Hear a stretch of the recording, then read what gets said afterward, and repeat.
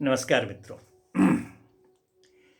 पिछले भाग 45 में हम लोगों ने BNSS 2023 के चैप्टर 6 के खंड घ पर चर्चा किए थे।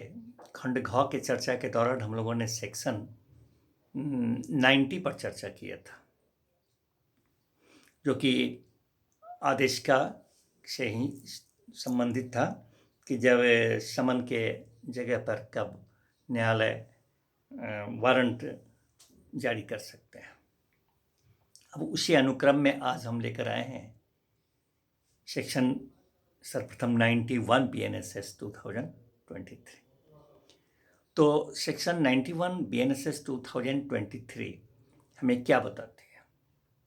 ये कहती है कि हाजिरी के लिए, किसी को हाजिर करने के लिए बंध पत्र या जमानत पत्र लेने की शक्ति, पावर टू टेक बॉन्ड और बेल बॉन्ड फॉर एफियरेंस।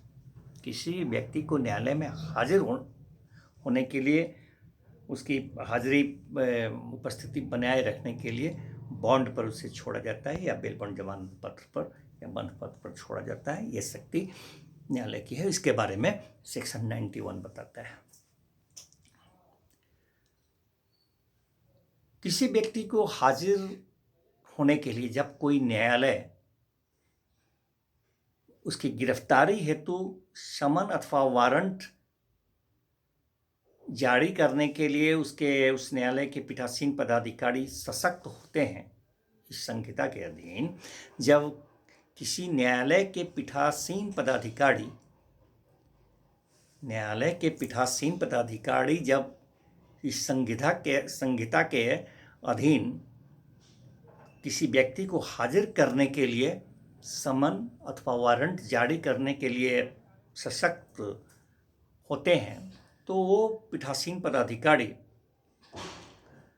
उस अपने समक्ष उपस्थित उस व्यक्ति से ये अपेक्षा करते हैं कि वह उनके न्यायालय में अथवा उसके मामले को वह जहां अंतरित करेंगे, ट्रांसफर करेंगे जिस न्यायालय में, वहां वह अपना बंध पत्र अथवा जमानत का मामला है, जमानत पत्र एक्सिक्यूट कर सकता है, निष्पादित कर सकता है।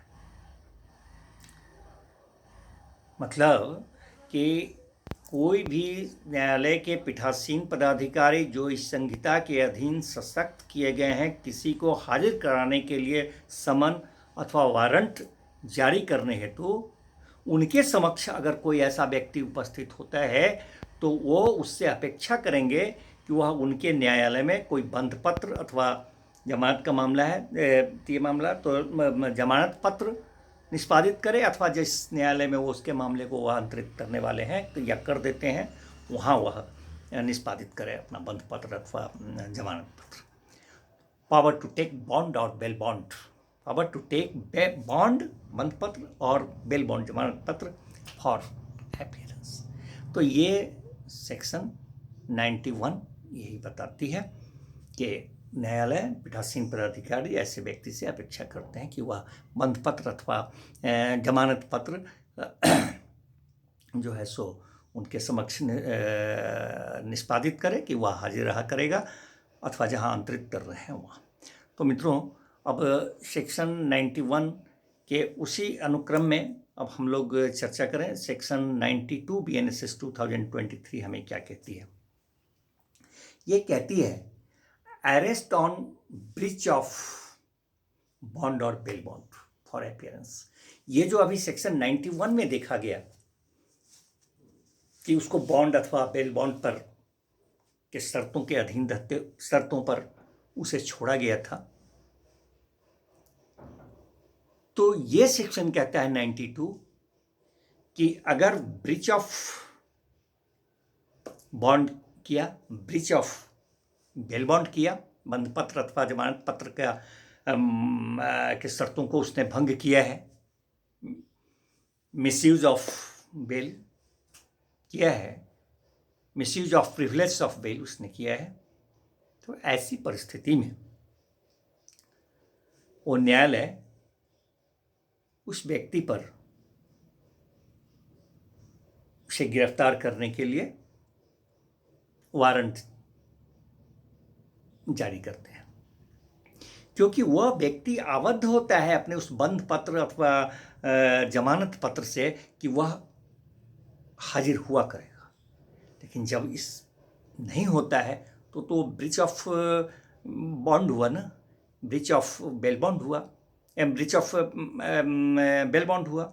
तो ऐसी स्थिति में न्यायालय इसको भंग करने के कारण उसको उपस्थित करने के लिए उस पर क्या कहते हैं कि वारंट जारी कर सकती है। तो ये सेक्शन 92 हमें बताती है कि वैसा व्यक्ति अगर जमानत के विशेषाधिकारों का उल्लंघन करता है, जमानत होने के बाद बंध पत्र अथवा बॉन्ड या बेल बॉन्ड का उल्लंघन किया है, उसका भंग किया है, नहीं आया है जबकि वह आने के लिए आबद्ध था, तो ऐसे में न्यायालय उस पर वारंट जारी कर दिया। पीठासीन पदाधिकारी महोदय। अब मित्रों, इसी सिलसिले में जो इस खंड घ का जो आदेशिका से ताल्लुकात रखता है, लास्ट सेक्शन है 93। ये 93 BNSS 2023 हमें क्या बताती है? ये कहती है कि इस अध्याय 6 में ही क ख ग का था, तो ये कहती है कि इस अध्याय 6 का मोस्टली जनरली जो उपबंध हैं, समन से संबंधित, वारंट से संबंधित, समन और वारंट को जारी करने से संबंधित, उसके तामील होने का, उसके निष्पादन का जो भी उपबंध हैं चैप्टर 6 में किए गए हैं, वह इस संहिता के अधीन जो भी समन अथवा वारंट का जारी किया जाना होगा, तामील किया जाना होगा, निष्पादन किया जाना होगा, वो इसी अध्याय के जो तरीके हैं वो उस पर लागू होंगे। मतलब कि सो फार एज मे बी, जहाँ तक शक्य हो सके वहाँ तक, सो फार एज मे बी, इस चैप्टर के जो भी उपबंध है, समन और वारंट को जारी करना, तामील करना, निष्पादन कराना, इससे संबंधित, वह इस संहिता के अधीन जब भी कोई समन या वारंट जारी होगा तो यही उपबंध उस पर so far as may be applicable होगा, जहाँ तक हो सके। तो ये इस तरह से आज हम लोगों ने चैप्टर 6 के खंड घ का समापन किया। और ये इस तरह एक बार फिर बता दूं, खंड क ख ग घ 4 भागों में ये चैप्टर 6 बटा हुआ था, जो आदेशिकाओं से के संबंध में हमें बताया। आदेशिका बोले तो प्रोसेस के किस तरह से पहले समन, उसके बाद वारंट, उसके बाद क्या कहते हैं कि प्रोक्लेमेशन, उद्घोषणा और कुर्की के द्वारा, और ये अन्य कुछ जो प्रोसेस था जो आदेशिका से संबंधित खंड घ में, इस सब के द्वारा किसी को विवश करके न्यायालय तक उसकी हाजिरी करवाया जाता है। तो मित्रों, अब फिर मिलते हैं अगले किसी और इंटरेस्टिंग इसी से रेलिवेंट कोई टॉपिक पर। तब तक के लिए आज्ञा दिया जाए। अगर कुछ त्रुटि हुई होगी तो हम क्षमा चाहेंगे, टंग है तो हो सकता है इट में भी पॉसिबल स्लिप कर गया होगा। जी धन्यवाद।